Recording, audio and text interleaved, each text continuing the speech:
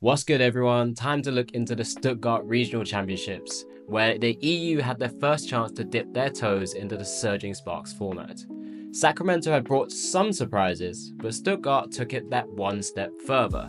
Find out more here in this breakdown of the key highlights you need to know about.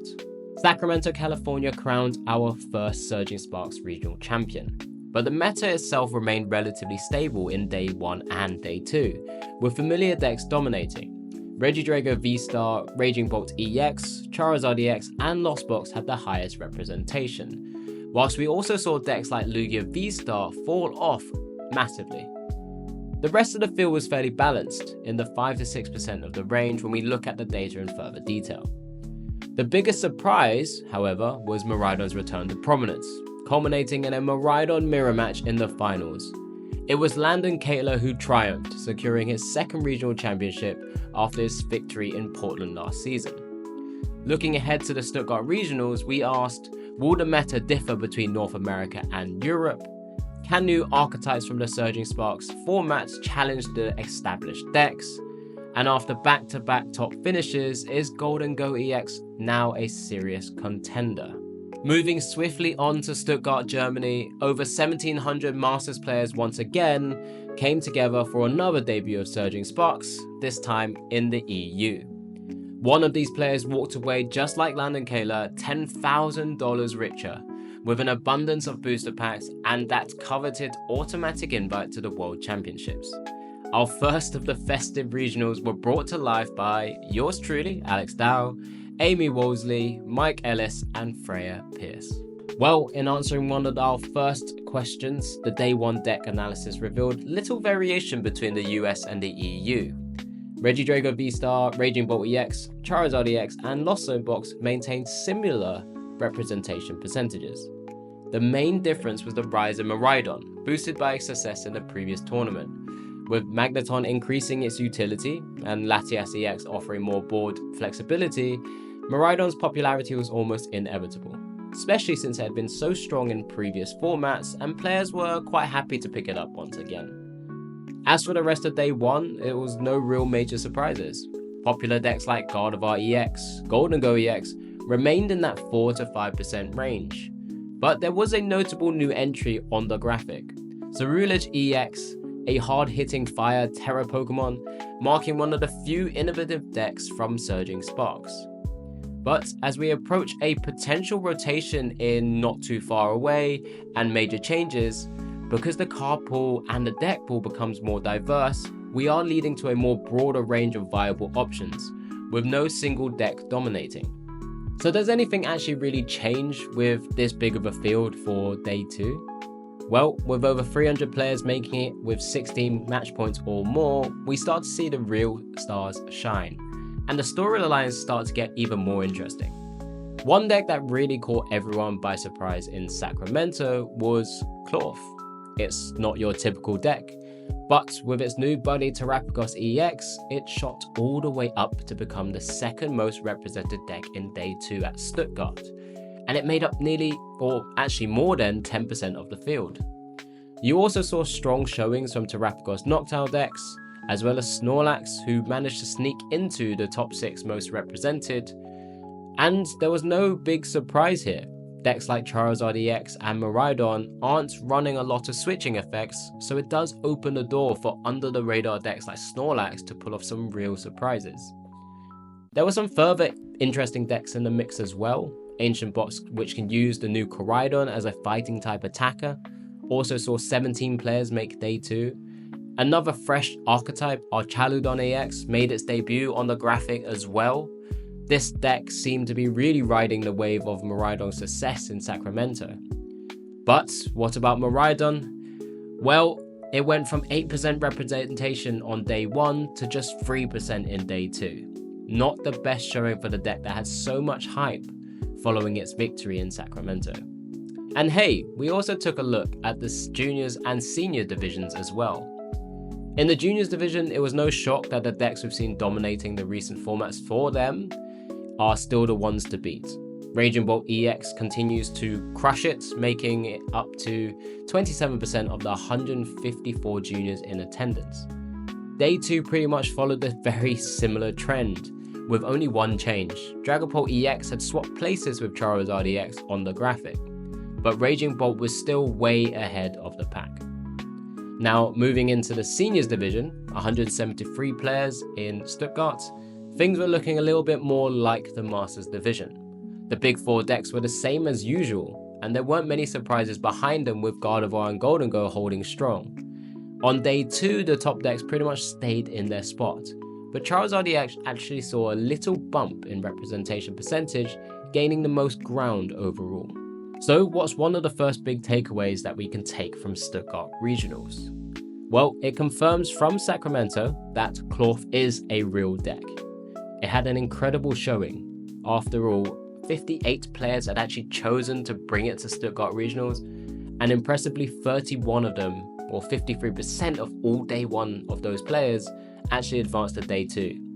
And the biggest thing is there were several top level competitors also playing this archetype. But the question on a lot of people's minds is, why does Cloth perform so well? Well, sort of two big key reasons are that it has pretty strong matchups across the board, with answers against many sort of major archetypes right now in the format. It generally excels at taking down 2 Charizard Pokemon because it's able to ramp up its damage with things like poison modifiers. It can hit key targets for weakness right now for things like Terrapagos EX. And it has the Pecharunt, which punishes low HP Pokemon for donk opportunities. To do all of those things, it has a pretty consistent early game, with the draw engine of Squawkability EX, and just being able to utilize Terrapagos EX to provide 2 extra bench spaces by using Area 0 Underdepths, it can set up crucial combos. Well, whilst Cloth is a bit of a powerhouse, it does have a few minor weaknesses. Its early game draw engine is pretty good, but its mid to late game draw engine is something that can cause the deck to lose quite a bit of momentum at the latter stages of the game, especially if it's being disrupted as well. Not only that, of course, like some of the other decks that we have in the format right now, it is quite heavily reliant on the double turbo energy to be able to attack. But players have already begun to find creative solutions to these issues, such as utilizing a 1/1 Regidrago V-Star line for its legacy star power, or maybe utilizing some extra Pokemon for additional draw like Mew EX, or even the Dragon Horde Regidrago. Some, I believe, were even incorporating additional night stretchers and really focusing on utilizing Luminium V or Pheasantipity EX to improve that draw engine consistency. But what it has done in this format so far in just these 2 tournaments has really proven itself as a serious contender, and it's probably likely to remain in the upper tiers of the meta for the foreseeable future. Well, let's take our attention back to Stuttgart Regional Championships. On day 1 was where we really showcased just how diverse and exciting a wide format can actually be. 12 different decks were featured on the day 1 stream, which truly highlights the sort of creativity and the variety of what players can actually bring to a tournament. But at the end of day 2, we ended up with a clean top 8 cut, which featured 2 Charizard EX Pidgeot decks, 2 Goldengo EX decks, 1 Palkia V-Star Noctowl, 1 Dragapult EX Iron Thorns EX, 1 Gardevoir EX, and 1 Cloth. The standout that we haven't yet mentioned or discussed in too much detail yet was Mads Jensen's Dragapult EX Iron Thorns EX deck, which achieved an undefeated 10-0-2 record. This deck paired Iron Thorns' ability to disrupt opponents with Dragapult EX's Phantom Dive, considered one of the best attacks in the game right now, whilst also leveraging Dracloak's built-in draw engine for added consistency. In addition, the 2 Goldengos were also built quite differently as well, one utilizing Togekiss and the other Palkia V-Star as its partners. Gardevoir EX was also very different in its form here as well, using cards like Call Bell, which has previously seen little to no play. Despite the diverse meta, it was Charizard's time to shine once again, with a mirror match in the finals for the 3rd major TPCI event in a row.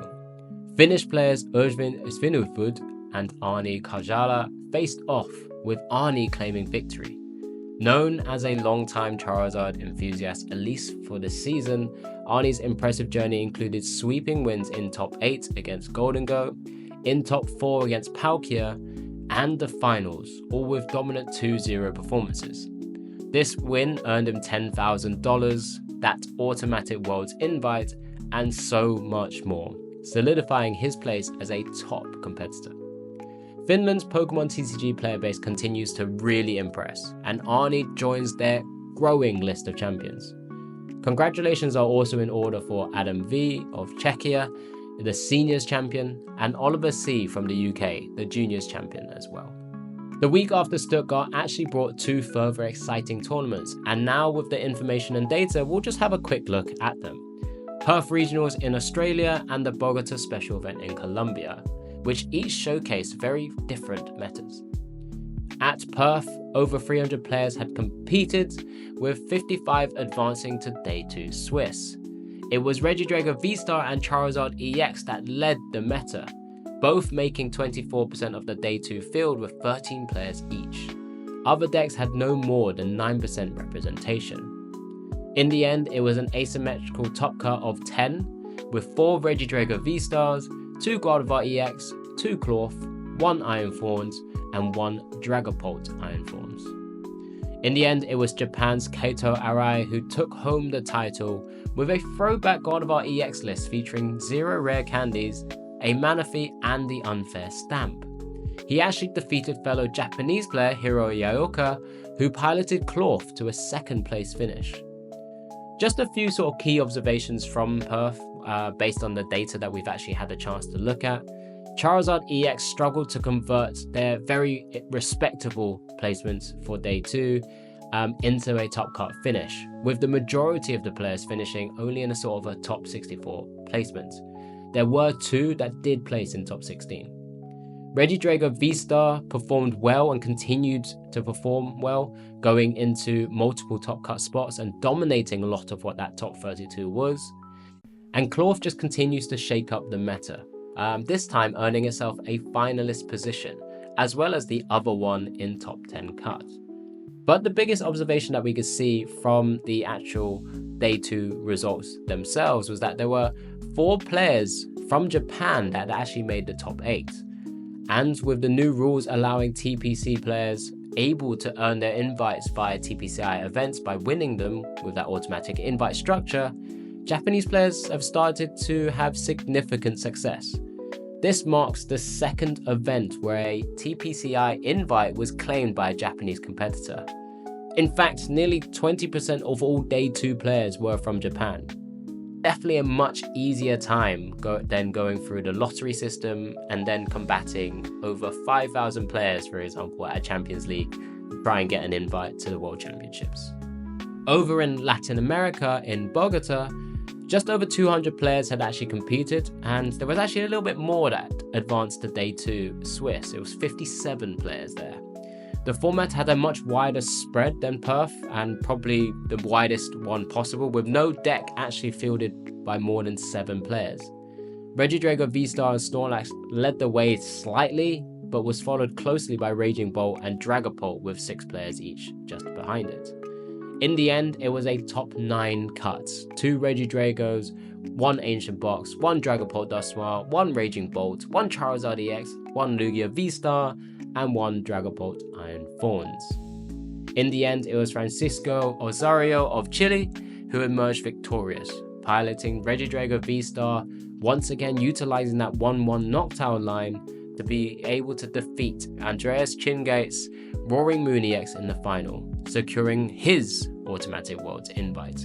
So what's our second big takeaway from all of these tournaments? Well, meta reading is crucial in a broad format like this and making those correct calls and predictions. Charizard, just like Miraidon in previous tournaments, had made a strong comeback, reclaiming its position as a top contender for regional wins. It's been previously overlooked in recent times due to the evolving format, but Miraidon's recent success may have contributed to Charizard's resurgence as a viable choice. In the current meta, we do end up with this sort of rock, paper, scissors dynamic, which exists among the 3 most popular decks as an example. Regidrago typically beats Charizard, Charizard counters Raging Bolt, and Raging Bolt often comes back round and beats Regidrago. With Miraidon's popularity surging after its victory, Charizard's matchups generally improve as it's historically fared well against decks like Miraidon, and with Miraidon doing well generally against decks like Regidrago, which should generally bring the numbers down a bit, it means Charizard has that opportunity there, and that's probably what we saw with Stuttgart Regional Championships. This simplified view of matchups is a key part of sort of meta reading for major tournaments. It did influence my decision to predict Charizard as the deck of choice, or my caster prediction for Stuttgart Regionals. And looking ahead, results from Stuttgart, Perth and the Bogota special event could shake things up even further. I'm particularly watching out for Snorlax stall or decks with retreat locking Pokemon like Mawile or Wellspring Ogerpon to possibly in Pidgeot control variants to maybe do well in tournaments coming up. With Lugia on the decline and Clorf unlikely to dominate in terms of deck representation, I think these decks could actually shine in some skilled hands. Ultimately, my advice for players is to focus on comfort and consistency. In these kind of wide formats with complex matchups, it's often better to focus your time testing, playing, and honing your skills with a good deck, let's say tier B or higher deck, that you can be confident with, rather than over-tech for specific matchups. For example, just to take this with a pinch of salt, if Regidrago is only 10% of the meta and you have a bad matchup against it, it's still worth bringing a comfortable deck that has the good overall spread of the 90%. However, if Regidrago was 25% of the meta, maybe a different approach and maybe a different deck is the direction to go down. So, what next? Well, very shortly we head to Toronto Regionals, the first of the 2 Canadian Regionals and the next stop on the North America schedule. We're expecting another massive field of players, but how will players be preparing for this tournament? Well, following its recent success and performances, can Clorf finally join Day 1 graphic as one of the most represented decks? We've had 4 different winning decks in the Surging Sparks format thus far, but how does that shape the meta going forwards? And Canada, you didn't have the greatest representation in Top Cut in the last Toronto Regional. Will we see any of you in Cut this time and potentially bring the title home? Toronto is one of my favorite places, but I've yet to go for one of these regionals. But I will be keeping a keen eye on the proceedings of the tournament. Well, thanks again for tuning in. What did you think of the latest breakdown and roundup ahead of Toronto Regionals? Just let me know your thoughts down below in the comments. Don't forget to like, subscribe, and hit that notification bell for more Pokemon TCG updates and tournament recaps soon. See you guys later.